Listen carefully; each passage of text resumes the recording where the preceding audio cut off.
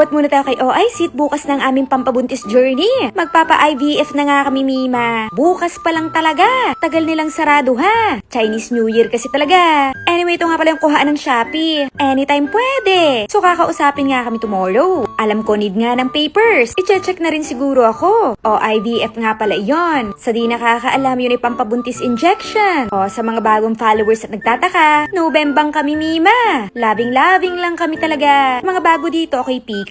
Iisa na rin ang aking fallopian. Tinanggal nung ako nagka-ectopic pregnancy. Anyway, ari ang aking nire-retouch pag ako nahahagard. Miss Chung Glow Miss Ian. SPF 15 na lakas pang maka-fresh. Maganda yan kung ikaw ay dry face. And Miss Chung Sleek Tinly ng shade. Yan lang ang laman kong pampaganda sa bag, Mima. Bukod sa Picos, isa ang fallopian, may Hydro Salt Pinks din ako. Dahil ata yun sa aking operation. 35 na rin ako. 48 naman ang jowa ko. Kaya medyo hirap na talaga. Bihira nga lang pala ako nire-regla. Hindi siya buwanan, Mima. Hindi nga rin pala ako baog ha. 2 beses na ako na pregi talaga. Medyo excited na nga ako.